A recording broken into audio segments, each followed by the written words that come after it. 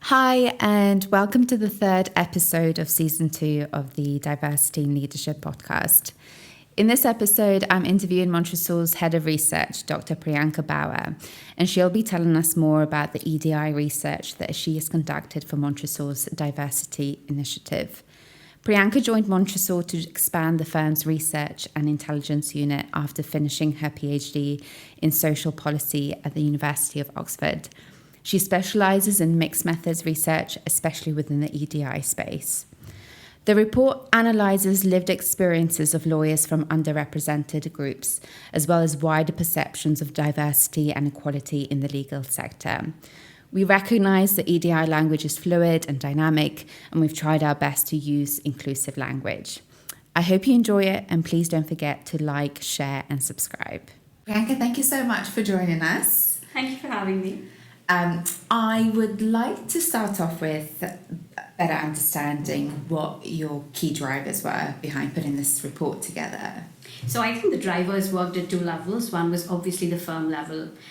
As leading recruiters in the legal industry, we're aware of the issues and our responsibility in creating a more equal, diverse, and inclusive sector.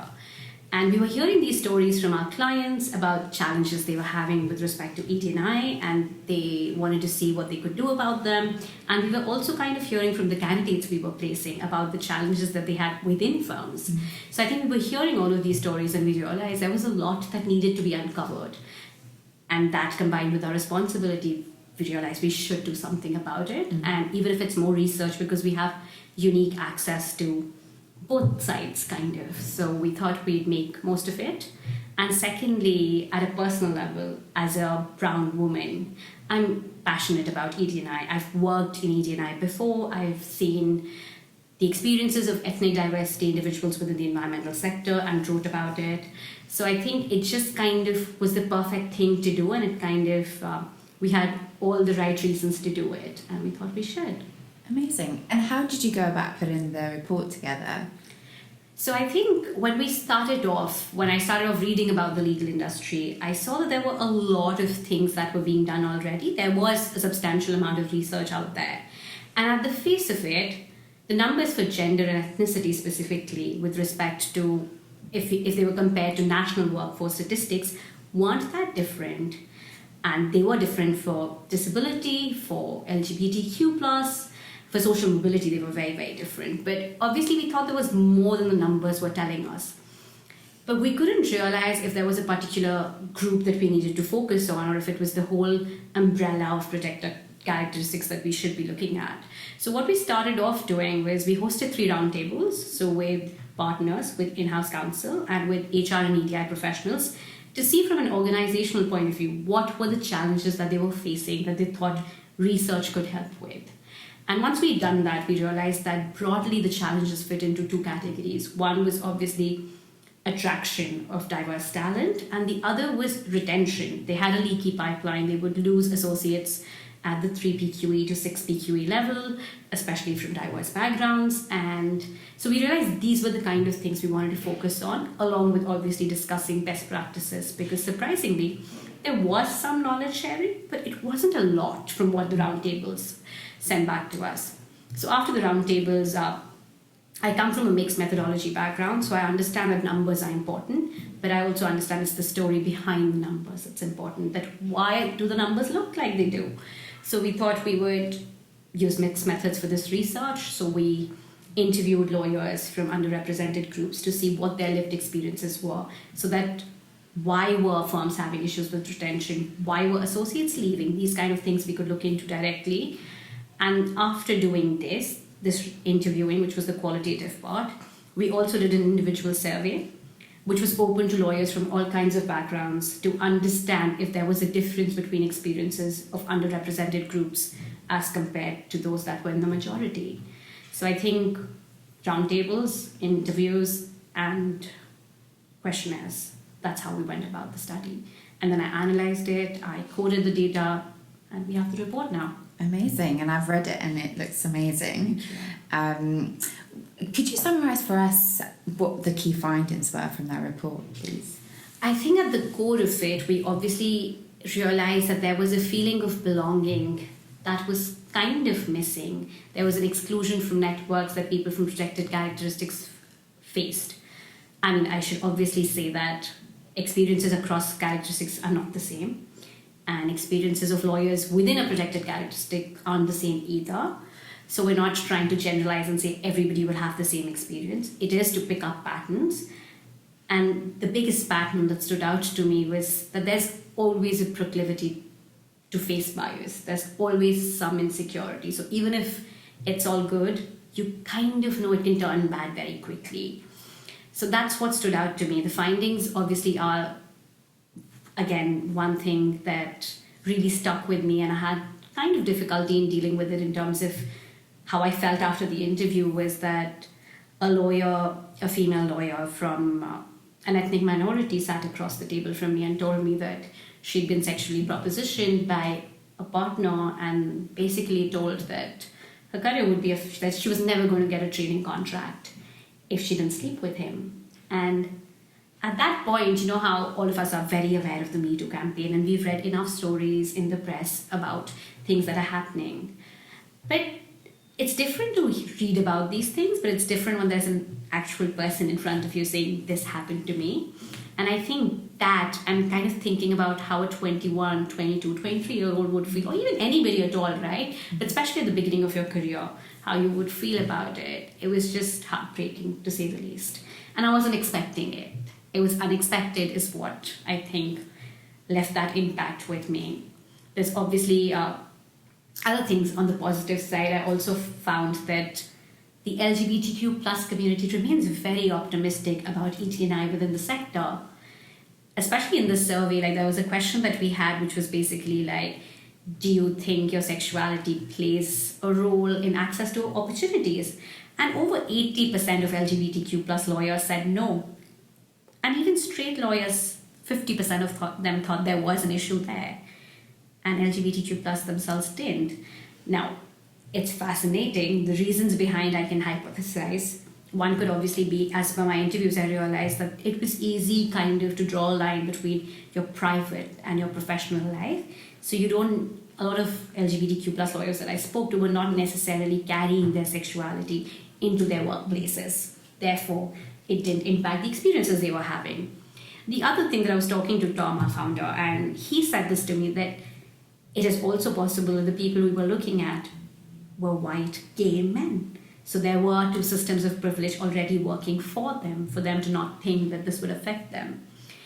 And it's very interesting. So there's a lot. You have to read the report. It's just too much for me to summarize, because I don't think there's a core sentiment, because there's different kinds of experiences that people are having. And by reducing that to one sentiment, I would be doing the report and their stories a bit of injustice. But there's huge bits like that that are very, very important.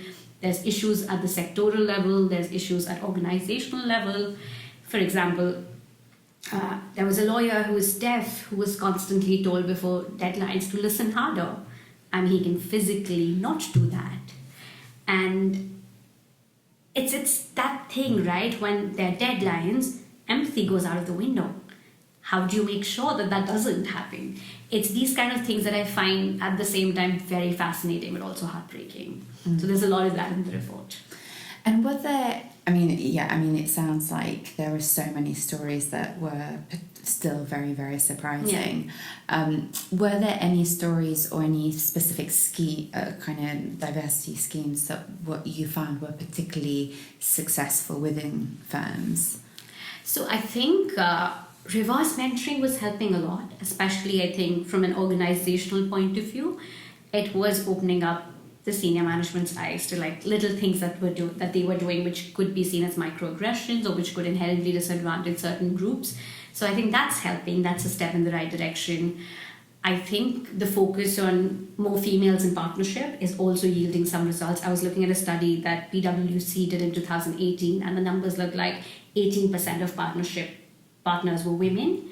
And I was looking at another one that law.com did recently, but it surveyed about 67 to 68 firms. And their average was about 27% of female partners. So it is changing. So there are things that are obviously turning the wheel in the right direction. But there's a lot more to be done.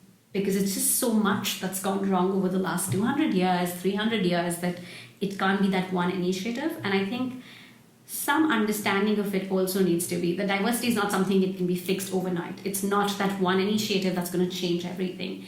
It's a constant process. It's a dynamic process. It needs to underline all decisions that firms take, and it needs to be treated the same way. What do you mean by treated in the same way?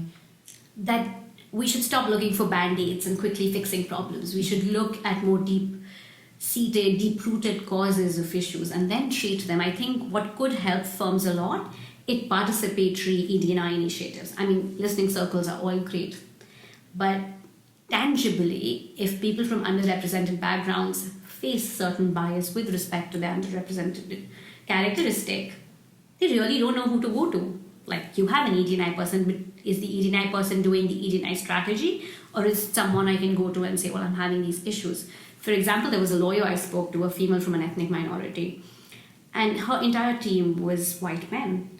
And she said, I struggled a lot during the pandemic because obviously the people who were managing me, they were living with their families, and I was a single woman, and my experience was very different to theirs. So there was no relatability. So they didn't reach out to me to make sure that I was feeling more comfortable. I was just kind of chided on the work I was doing, but not so much as lended a helping hand.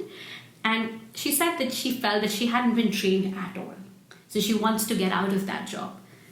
But her misfortune is that she's not been trained enough. So when she's interviewing with other firms, she's not at the same level as associates in her level should be. So she's not even getting another opportunity. So it's like a catch-22 situation where she hasn't been trained, so she needs to leave so that she can be trained.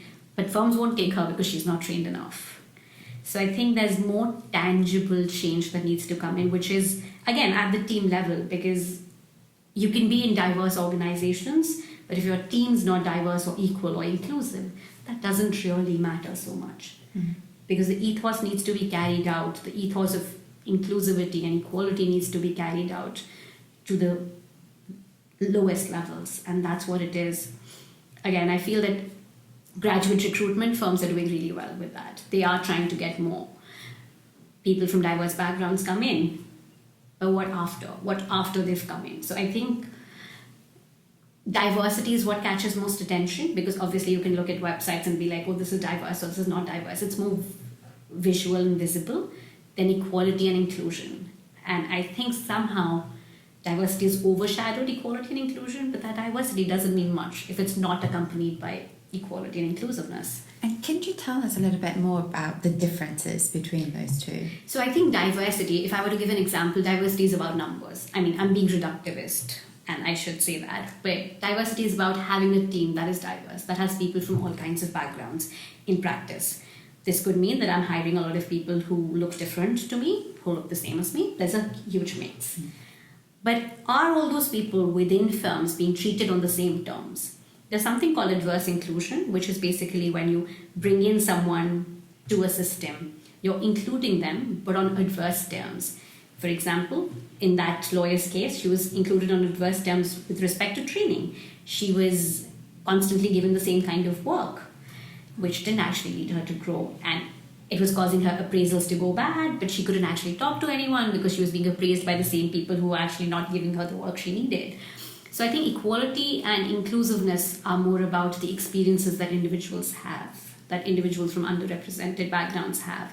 Inclusion is more positive. Equality is having the same access to the same opportunities. And inclusion is, again, something very, very interesting. And I was talking to someone who works as an HR person in some firm. And that person said to me, and it rings really, really true, that the more inclusive an organization is, the more strongly you'll feel excluded if you are in the excluded group. Because then you can see that everyone else is so together and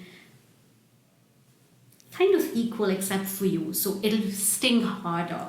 So that's also something we need to be mindful of, that if we're promoting inclusion or inclusiveness, to what extent is it equal? I don't think these concepts can go one without the other if we want to actually address challenges. And somehow I think because diversity is so visible and is quite related to external perceptions, that firms think that being diverse is the end of, which it's not. You mentioned a lot about empathy and the lack of empathy that leaders show. Can you give us some more examples in terms of how leaders can be more empathetic, and you also mentioned the microaggressions as well, and I think it came up on a roundtable that partners didn't realise they were being microaggressive in those terms, and so it was important for people to educate them in terms of examples. Can you tell us a little bit or give us some clear examples of that? I think one of the most common examples of microaggressions, especially with Black women, is people asking if they can touch their hair just because they don't have the same hair, which I think is extremely rude. You would never go to a white person and be like, can I touch your hair? That just doesn't happen, right? Does it? It's about people forgetting names. It can be as little as constantly confusing names, confusing one brown man with the other brown man, which is very, very common again. It's little things when somebody's experience is completely excluded.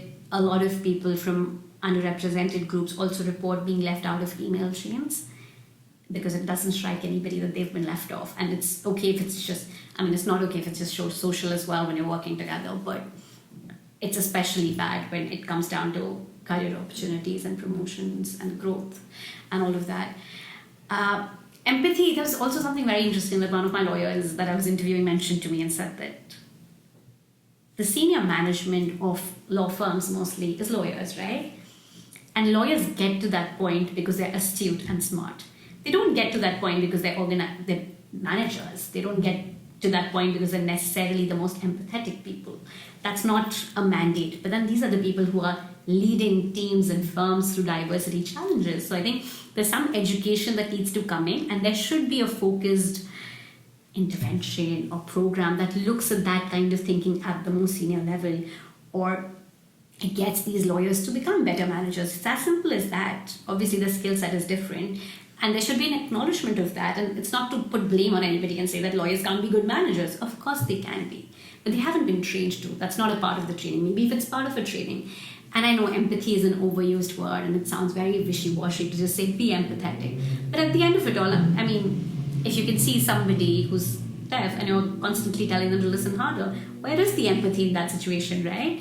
If you're constantly asking, say, certain women who might have responsibilities at home, again, I keep talking about this with people within the firm, and it's like, of course, if it's a deadline at 1 a.m., who's going to be doing that? It's going to be the single white man. It's never going to be the person with the family. So when you're inherently creating systems that allow for these things to happen, which is, the fast pace of the sector is something that leaders really need to think about. It's not something that's going to change in the short to medium term. I'm not disillusioned like that. But it needs to change at some point. It needs to get slower. Conversations need to be had with clients where they're setting more realistic deadlines, so that people can work and flourish. It's about giving resources to disabled lawyers, as simple as softwares that transcribe for you as you go along. There's so many things that can be done. Just have systems in place, but that we're not thinking about because necessarily they don't affect us. So they don't come in our purview at all. So I think empathy in that sense is very, very important. And I think examples are, look around you. If you pay attention to what happens in a day around you. For example, I felt excluded in certain situations because I wasn't a native English speaker, and somebody made a comment and said, well, most of us on this table are. And it just kind of makes you feel less than. And I think that feeling of being less than is kind of internalized by people from underrepresented group. It's normalized. You expect to be treated certain way. You expect to be treated lesser than. And well, that's what happens. And I think a lot of lawyers also talk about how when they were growing up, they were told that this is how life's going to be for you. Like there's this lawyer who felt that at this point, his protected characteristic of ethnicity might be an advantage because firms are looking for partners who come from underrepresented backgrounds. So it might make it easier for him. And he was like, but my father was like, no, if you don't become a partner, it will be because of that, because he comes from a different generation. So there's obviously that kind of burden that you always carry, which can, in some very few cases, be positive, but it can be negative. It is as basic as stereotyping. As the Indian person in the group knows maths better, we'll give them more mathy stuff. What if he doesn't?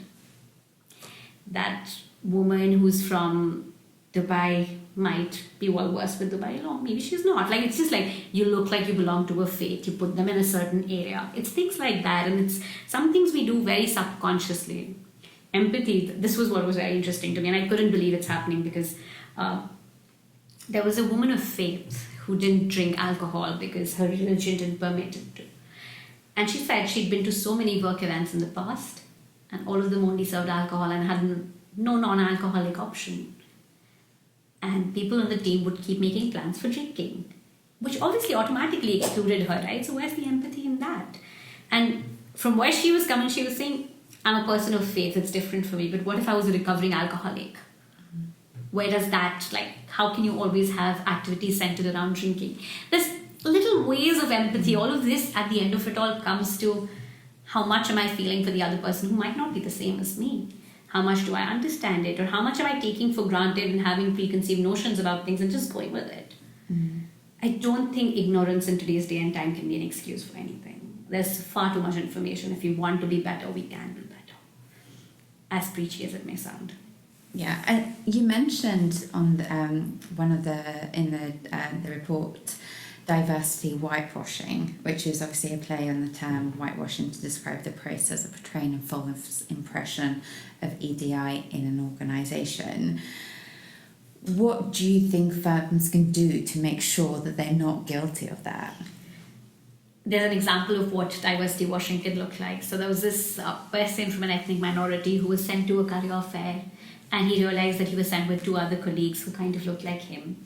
And they went for this career fair, they put up their company's posters and everything was up and about. And then a student came to them and said, well, you're here and you look like this, but all your marketing material seems like somebody else because they were all white men on the marketing material. It's something as basic as that. You're trying to include more people in actually going out there because you think, oh, it will help if people see or talk to people from underrepresented backgrounds, but you're not, that strategy is not being followed, right? It's about including people, but not making it feel tokenistic. It's about listening to people's voices. It's about giving them an opportunity to air out their voices. A lot of times, especially with women, what was happening was, in terms of sexual propositioning, for example, was that a few of them did not report it because they were like, I don't want to rock the boat. I just don't know what's going to happen. And then they would look for an out and maybe mention it in the exit interview, maybe not, because you never burn bridges. It's about things like that. And diversity washing is when you care more about the external perception of how diverse you look than, again, being equal and inclusive and making sure that the organizational culture permits people of all kinds of backgrounds to flourish. And it can only be done when people really think about it. And it's not just, we're doing it because we need to do it. I mean, all of us know after George Floyd's murder, it wasn't possible for firms to afford looking white, male, able-bodied. And so firms started this intense ED9 drive. But if you're just doing it for that, then that's different than you're doing it for the right reasons. And I think the right reasons could change a lot with diversity washing. And how can they, one of the, I guess, not objections necessarily, but some of the comments that we're told by partners is, well, we have these deadlines, we have these things we need to do for the clients. How do we balance that with being considerate and taking everyone's viewpoint when there is that 1 a.m. deadline? How do you think partners can balance? So I have a friend who works as a consultant, and what she's been telling me is that they've been selling mandates that are unrealistic. And when they're selling them for more business, but they're selling them on deadlines that are not possible. So maybe it's about thinking that, or maybe, like how I say in the report, placing the individual or the human at the center of all decision making. Like does that mean you might have to give up on some business? Maybe. Are you willing to take that risk to be more empathetic towards people who work for you? And I think that's how it should be. You need to, for example, have conversations with clients, because a lot of lawyers also mentioned that their clients were more diverse, that a lot of this diversity push was coming from the clients who were asking for how many people from underrepresented backgrounds are there in teams. So I think it needs, again, it's a sectoral change. It's going to take time, but that 1 a.m. missing empathy, well, you have to do something about it, right? Mm-hmm. And the only thing that I can think of is slowing the pace of the sector, or for people to not be understaffed, having more people to do the same thing, either increasing your cost in that terms. There's a financial angle to it which people need to keep in mind if they can't think about the human element to it. And it'll be interesting now that we're going into a more difficult market. Yes. Who that will impact, yeah, and how that will impact the groups, from ethnic minorities and people with protected characteristics. So that will be quite interesting. Just on that, were there any of which of the protected characteristics do you think have got the least amount of attention? I think disability is a very difficult conversation to have. And even with the numbers, it just doesn't match the national workforce numbers. So it is a very difficult conversation to have. Firms are not spending resources on that. I did meet a few lawyers who were still scared of showing their disability or mentioning it in firms. Why do you think it's difficult? Is that from the client, from the leader side, or the individual side? It's about how you're worried that your disability might be seen as a hindrance to your performance, and you wouldn't be treated you wouldn't be judged on equal terms as others. And it's interesting because it's changing with this direction is from this generation is what we hear from clients, that now you can see more disclosure around disability. But it's still a difficult conversation, and it's still a difficult conversation for firms to have. It's a difficult conversation for me to have, for example, but that doesn't mean I shouldn't have it. So I think with disability, there's obviously more that the firms can tangibly do to improve circumstances. So in terms of tangible impact, I think there's a lot that can be done there and isn't being done. I was talking to a friend of mine who's been doing legal journalism for a few years now, and she said, in 7 or 8 years of my career, this was the first time I spoke to a disabled lawyer, because there weren't any. And I think it's that. The other thing that I think needs a lot more attention is social mobility. Because law firms, to be honest, are right now just confused about how to handle it. There's not a consistent definition of social mobility, for example. And social mobility is a very felt issue by the sector. For example, there was somebody who came from a high socioeconomic status, a lawyer. And even for her, it was social mobility, she was an ethnic minority, she was a female. But for her, it was social mobility, which was the biggest issue that he saw firms facing. I mean, she was talking to me, and this is amazing. She said, we're a team of 5, and we're 5 or 7, and we're all from different countries, so we're a very multicultural team. But if you go around asking all the people in the team who their parents were, you'll come back with the same profession. There's ones that, from Egypt, same. US, same. India, same. It's the same. So you know that there's no difference there, right? So that is a felt issue. And it's also, again, slightly difficult, but also very, very... firms understand that they need to deal with it. I was reading somewhere and was saying that despite 93% of UK's population being from state schools, the numbers for legal sector are 30-40% maybe. I might be a bit off over the numbers, but it's about that. So it's that much of a difference. So you're still pulling in people from the same 7%. It's the same as somebody who went for a master's, did a double master's, but not in an Oxbridge or a Russell group at university. And their partner was having a conversation and saying, oh, well, I have 2 masters, they're from Oxford, blah, blah, blah. And then this person was like, oh, wow, I also have 2 masters. And then that person was like, oh, where from? And he said, blah, blah, blah. And I was like, oh. And it's just that reaction that you get, right, when your achievements are just overlooked. Because they're not from the same university. Does that warrant that? Of course it doesn't. So I think social mobility and disability for sure, because I think gender and ethnicity are more visible. So in terms of, you can look at people and judge. The others you can't per se. So maybe that's why it's more difficult. But I think, they need a lot more attention. I wouldn't, I think, in my opinion. Why, why do you think firms are so behind on that? Because it's a more recent conversation, right, isn't it? We've only started talking about social mobility in the last 10, 20 years, is it?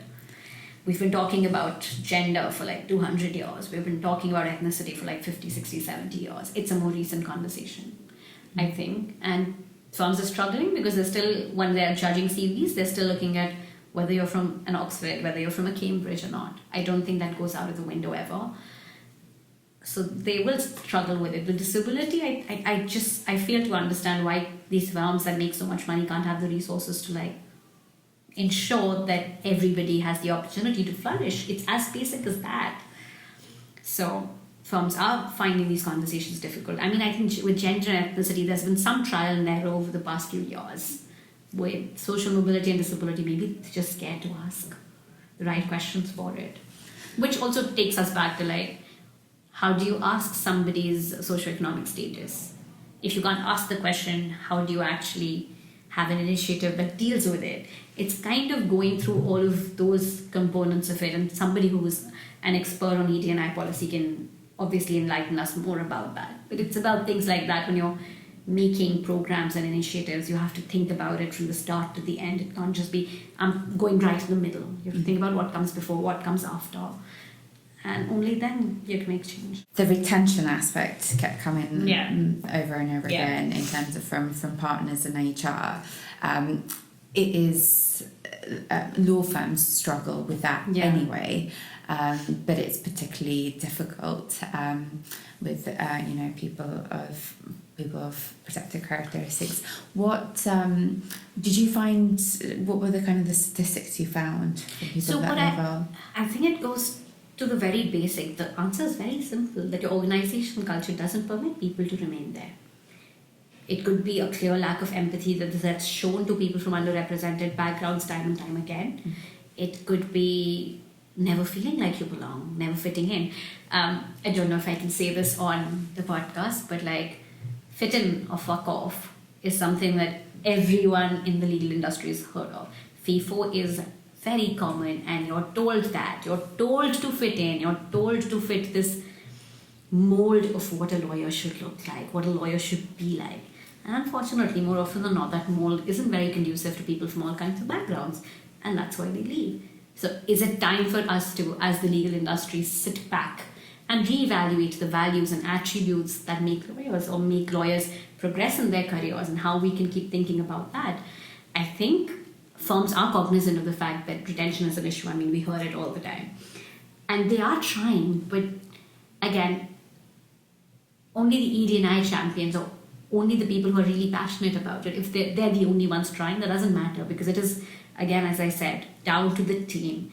So are your ED&I initiatives penetrating every team? That's what will determine whether or not you're retaining people, because at the end of it all, you're interacting. The management or the senior partners or the partners, the head for ED&I inclusion, can only do so much if there's not a complete buy-in in the firm. And I think that's what's missing. Do you think there's ever not a buy-in because partners or leaders just don't believe in it, or what's It's very confusing. I mean, obviously, a huge counter-argument that's always been for the diversity debate is merit. We only care about getting the best person. We don't look at what that person looks like. We don't look at what the person is, who the person is. We only care about the best person. And that's why we're not biased. But then again, who's determining that merit? What has gone into that system of merit? I think it's that, well, you need to look at how you're defining merit, because that might be advantaging the same kind of people over and over again. So that's a counter-argument, and people are like, why should we spend time on diversity? We're just focusing on getting the right people or getting the best people all the time. And I think that's why the middle management plays a huge role as well. So not necessarily the partners in the senior management, the partners looking at policies overarchingly, but like the ones who are working with teams day to day. The senior associates, the partners, everybody.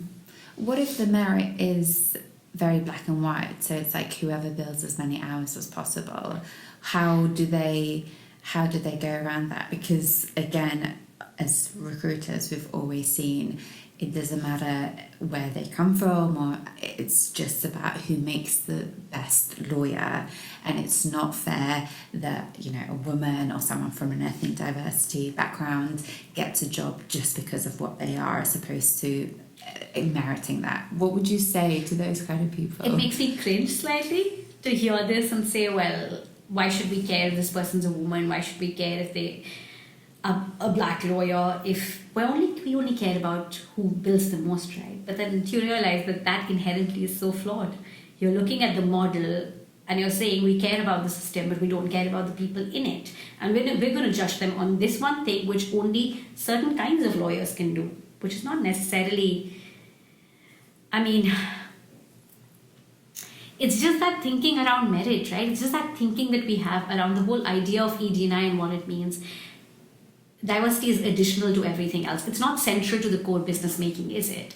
Unless the EDI debate becomes central to core business decision making, we'll always have these arguments. We'll always have the arguments about billable hours. And billable hours, I'm pretty sure even lawyers who fit that mold of like being high achievers because they can afford to spend so much time on it or whatever, even they would like to have not as many hours to bill, right?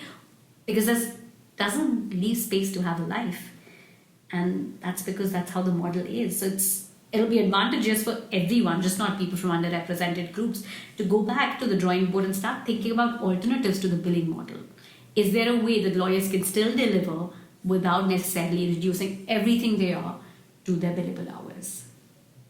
That is definitely a debate that has been going on for decades in the legal industry. And on that note, what are the next steps in terms of our diversity EDI report? So after we've launched this report, which we're launching very soon, I think the next thing we're going to do is, so we've looked at the problems. We've looked at the problems from the perspective of lawyers from underrepresented backgrounds. The next part of this report is solutions, is thinking as a sector, what can we do to be more equal, inclusive, and diverse? So we're creating a report that will deal with best practices. So if there are firms out there that think they've done initiatives that have worked wonders for them, please do get in touch. We'd love to hear from you. So we're looking at sharing knowledge sharing at a level where we can discuss not only our successes, but also failures, because I feel failures can teach us so much more, especially with ED&I. And if a firm has done something and failed, the other firm doesn't have to make the same mistake. They can do better. So I think if there's knowledge sharing that's combined with talking about successes, failures, best practices, that's going to be very useful. And that's where we're headed next. And the other aspect of that report would obviously be participatory action. So creating these initiatives, we're asking lawyers from underrepresented backgrounds, what initiatives do they need? Because unless you're thinking about that, you're always going to have a retention issue because you're not addressing the issues of the people who are experiencing these issues. So for our next step, we're doing a report that's talking about recommendations from a very informed point of view about knowledge sharing, successes, failures, best practices, all of that. Well, that has been amazing. Thank you so much for your time, Priyanka. Thank you. And we're looking forward to your report and all the very good things that you've got published next. Thank you so much for that. Thank you.